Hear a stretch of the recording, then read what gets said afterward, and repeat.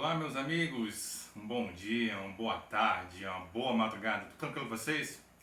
Eu me chamo Cassiel Leite e seja muito bem-vindo a este canal. Antes de continuar, aquele recadinho básico de sempre, né? Se você quer o kit de paraquedas, já te peço, se inscreva no canal, me siga lá nas redes sociais, Instagram Cassiel Leite, TikTok Cassiel Leite, Facebook Cassiel Leite. E pessoal, hoje é aquele vídeo mais descontraído, aquele vídeo de resenha. E antes de continuar, vamos fazer uma pequena introdução. Eu acho que todo mundo conhece o termo mochileiro, né? O que é um mochileiro?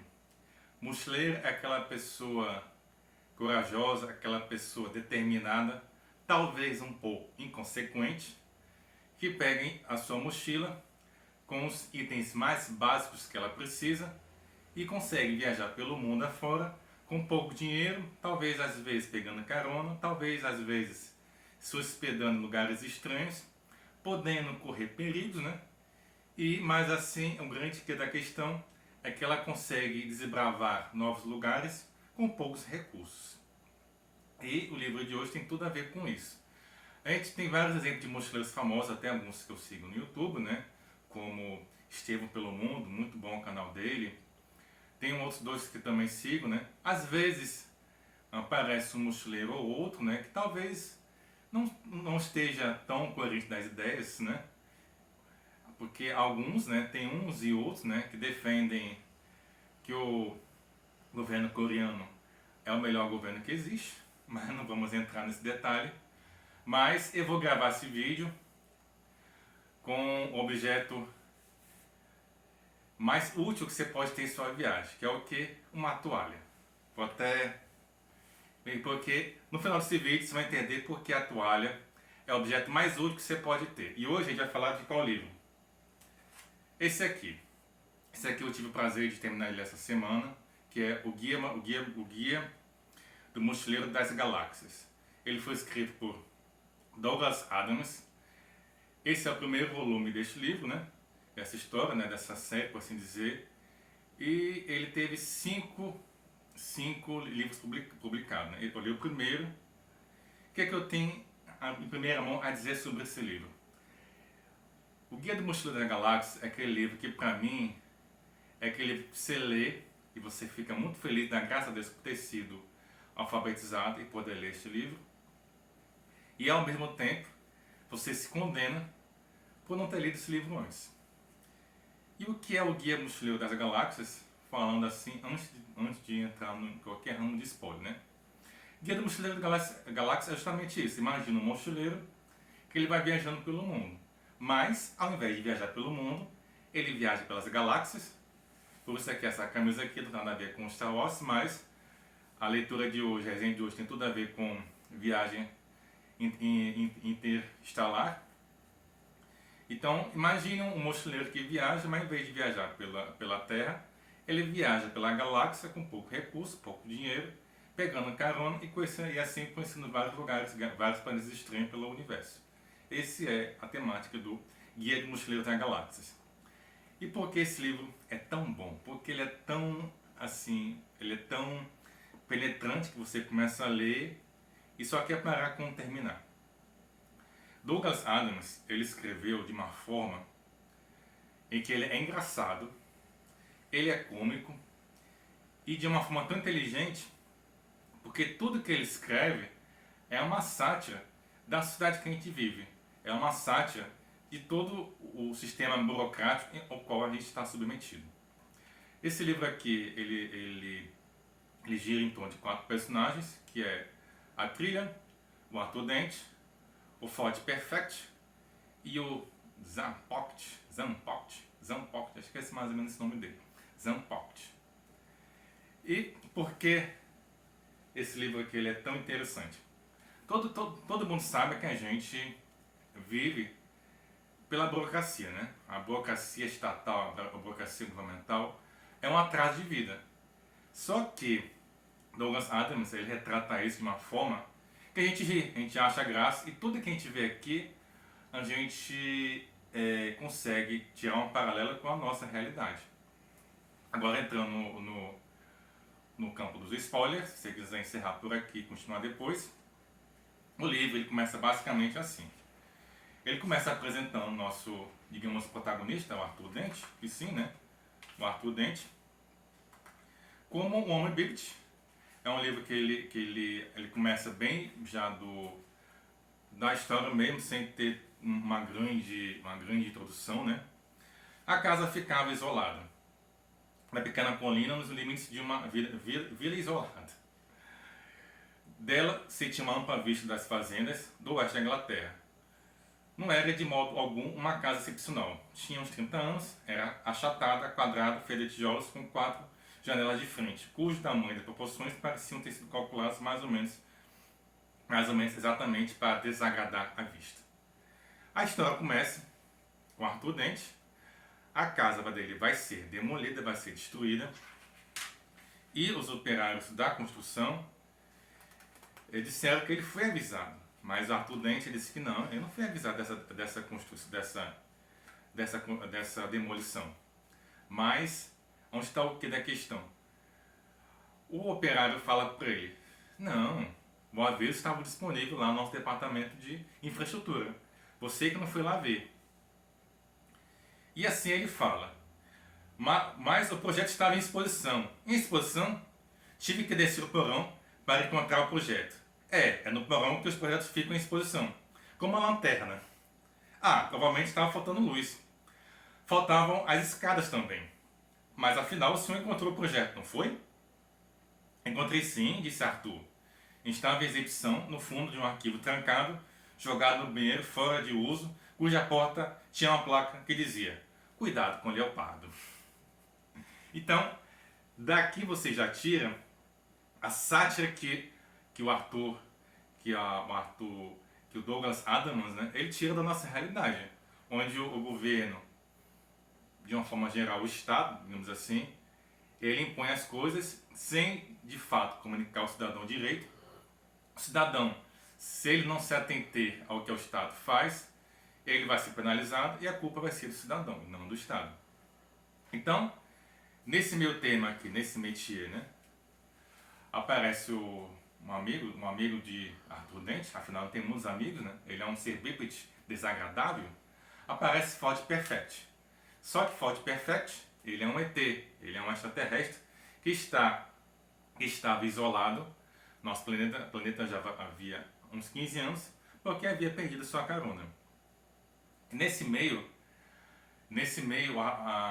Ford Perfect começa a conversar com Arthur Dent. Não, sai daí. O que é que vai interessar? Quem vai interessar? Deixa ele destruir a casa. O mundo vai acabar daqui a pouco. Os Vogons estão chegando. E quando os Vogons, né? Os Vogons, eles chegam para destruir a Terra, ele fala: seu planeta ele foi avisado há 50 anos. O aviso estava na estrela Alpha Centauri e fica só a 4 anos luz daqui. Vocês não se interessaram em ir lá ver o aviso e se preparar para o iminente fim. E no fim, o líder logo fala: que planeta patético, não dá nem para sentir pena. Uma coisa insensível, totalmente arbitrária, coisa que o nosso estado também é. Então, o que ocorre? O planeta Terra é destruído, Arthur Dent, junto com Ford Perfect, foge pegando uma carona numa nave Vogon. A nave Vogon descobre os intrusos, afinal os Vogons são péssimos anfitriões, expulsam Arthur Dent e seu amigo Perfect para fora da nave, e coincidentemente, por uma questão improbabilística impossível, ele é encontrado por nada mais que Trillian e Zampocht. E nesse trecho ele fala a utilidade da toalha, porque a toalha é o objeto mais útil que você pode ter em qualquer viagem sua. A toalha pode aquecer, caso você estiver frio. Ela pode abanar a fogueira, você pode usá-la para fazer uma vela, e ainda por cima você pode usá-la para esquiar nas neves e, além de tudo, você pode usá-la para enxugar o seu corpo, caso ainda ela estiver limpa o suficiente para isso. Então, ou seja, Se você vai fazer uma trilha, não esqueça de levar a sua toalha. E pessoal, eu confesso que eu dei boas risadas nesse livro. Aí o livro ele nos apresenta 4 personagens, né? Após o planeta ser destruído, que é a trilha, nos apoios Arthur Dent e o Ford Perfect. Ford Perfect e Zanpoct são 2 alienígenas, e a trilha, uma pessoa da Terra, que há uns anos atrás recebeu uma visita de Zanpoct, que entrou de penetra numa festa na Inglaterra. Zanpoct chegou para a trilha e disse: "E aí, gata? Eu lá para fora conhecer minha nave, minha espaçonave?" E ela foi. Afinal, ele tinha uma espaçonave. Não era nada mais que o Coração de Ouro, que tinha um motor de improbabilidade infinita. E a forma como ele descreve o motor de probabilidade infinita é muito engraçado. É muito engraçado. Só lendo para ver. E por que ele é tão engraçado? Porque conforme você vai lendo, além desse primeiro trecho que eu leio, né, da questão de como o Estado se comporta, como o Estado nos trata, né, você vê que toda a forma como a pessoa viaja, até a burocracia dos Vogos, né, como ele vai descrever os Vogos são seres sensíveis que evoluíram por um próprio acaso da natureza, afinal eles eram muito ruins para morrerem de inanição. E os Vogos são seres que não ajudaria a própria mãe se não tivesse uma preliminar antes, que passassem em 3 vias diferentes, fosse autenticada em 4 cartórios diferentes, para no final todas as solicitações de papéis serem utilizadas como lixo reciclável. Ou seja, toda aquela burocracia não serviu de carilhos nenhuma, apenas para tomar o tempo, para no final os papéis serem recicláveis. Que é o quê? Nada mais do que acontece com a gente. Esse livro aqui, ele teve uma animação, teve um live action, né? Que foi de 2004, foi esse filme aqui. Eu lembro que esse filme aqui, eu até assisti no cinema na época.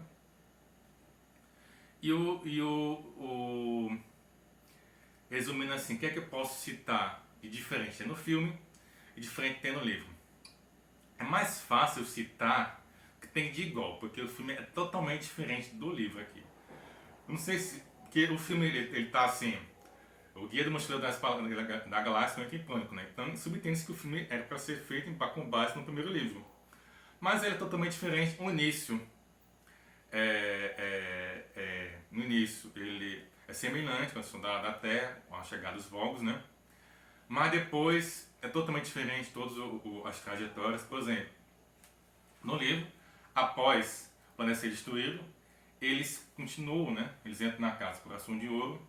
Os Apólides, ele tem uma personalidade que ele é aquele cara que ele é sarcástico, né? Ele se faz de burro em algumas situações. E tanto que tem uma parte do livro que ele fala o seguinte: Zanpoct, a gente não sabe se ele está se fazendo de burro, ou ele está se fazendo de surdo porque ele não quer responder, ou ele está só sendo burro mesmo. E no filme ele é só burro. A trilha, ele tem uma personalidade ok. No livro, por exemplo, ela já sabe que o planeta foi destruído. E no filme ela descobre através de uma entrevista com os Vogos, né? E achei até ok, não achei que uma coisa que, oh meu Deus, até porque eu fui ler o livro bem depois que eu assisti o filme, então acho que eu não me choquei tanto, né? Acho que talvez se eu tivesse lido o livro primeiro, para depois ter assistido o filme, aí talvez ia ficar assim, A personagem do Arthur Dent e do Ford Perfect não se diferenciaram muito no live action. Agora, tem um personagem aqui que é o Marvin. O que é o Marvin? O Marvin, ele é um robô. Ele é um robô que ele foi feito com base em emoções humanas, para assim dizer, né? Ele é um robô que ele mais próximo da reflexão de uma personalidade humana. E por ele ser um robô com personalidade humana, que adivinha o que ele é altamente depressivo. O Marvin, ele é altamente depressivo. As pessoas falam com ele e ele quer sempre buscar um sentido da vida, quer sempre buscar um sentido para a própria existência. E qual é o principal que desse livro? É o sentido da vida. Qual o sentido do universo? Qual o sentido da vida? De acordo com esse livro aqui, a resposta é 42. Qual o sentido disso? Nenhum. A não ser que você faça a pergunta correta. Tem um lance aqui que ele mostra a principal questão de, de, de você conversar com um ser depressivo, né? Eles chegam já no final do livro num planeta chamado Megaterra, que é um planeta muito antigo, onde você tem seres altamente inteligentes, que a especialidade deles é o quê? Construir planetas. Eles invadem esse planeta porque eles estão procurando riqueza, né? Até a gente descobrir que a Terra, na verdade, era nada menos que um computador, supercomputador orgânico, comandado por ratos, que foi destruído por acaso. E por causa disso, os ratos talvez estavam pensando em construir uma nova Terra 2 para continuar o projeto. No filme, acaba com a Terra sendo construída, a Terra 2, né?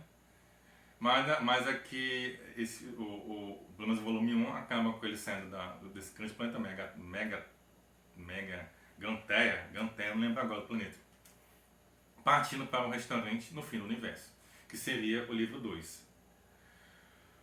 Eu acho que esse livro aqui, um livro como esse, ficaria uma melhor adaptação, como que esse desenho Titã, uma animação. As certas coisas não cabem direito no live action, acho que é melhor deixar no 2D. Esse livro aqui, ele teve 5 sequências, que foi Restaurante no Fim do Universo, que é a sequência número 2. Ele teve A Vida, o Universo e Tudo Mais. Ele vai ter Até Mais, Obrigado pelos Peixes. E o fim, praticamente inofensivo. Douglas Adams, no final, ele teve 8 livros publicados, além dos 5 livros do Guia do Mochileiro das Galáxias, né? Ele teve Salmão e mais 3 livros publicados, de outros assuntos também relacionados à questão desse universo. E é um livro assim, se você quer ler uma coisa diferente, que te faça rir, tem personagens que te envolvem, porque a Trilha tem uma personalidade, Arthur Dent tem uma personalidade, Fault Perfect tem uma personalidade, até o Marvin, que é o robô, né, tem uma personalidade, e o Zanpakuh tem uma personalidade. E uma coisa interessante é que tanto o Zanpakuh como o Arthur Fault Perfect, são os dois alienígenas, eles levam tudo ao pé da letra, eles não levam o sarcasmo, né? Então, tudo que o Arthur Dent fala como sarcasmo, fala uma coisa assim, eu ia falar uma coisa, mas eu acho melhor não falar. E o outro fala assim, então, se eu acho melhor não falar, não fala, fica de boca calada. É umas coisas assim bem diretas, sabe? E é bom a gente ler os originais, porque a gente está numa onda, né? Uma onda de, digamos assim, eu vejo como uma censura, uma onda de pegar obras clássicas, né?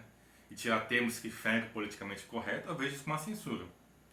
Então é sempre bom você ter o seu exemplar original, e se você for ler, atenção originais. Eles estão pegando obras como Monteiro Lobato, Agatha Christie, e reescrevendo, e eu não acho isso, na minha opinião, muito legal. Se você concorda, tudo bem. Se você quiser pegar um livro alterado para ler, tudo bem. Eu acho que até se a editora quiser fazer, eu acho até válido, desde que ela também esteja disponível os originais para você ler. Tem uma frase aqui, por exemplo, que ela fala assim, quando ela já está no planeta Meganteria, Zapote descia rapidamente a passagem, nervosíssimo, mas tentava disfarçar o nervosismo andando depressa, apontando a antena para todas as direções. As paredes eram recobertas de ladrilhos escuros e frios. No ar havia um cheiro pesado de podridão. Está vendo? Eu não disse? Exclamou ele. É um planeta habitado. Magrateia. E seguiu em frente, caminhando por entre os montes da terra e detritos que enchiam o chão de ladrilhos. Trillian naturalmente lembrou-se do metrô de Londres, que ali era bem mais limpo.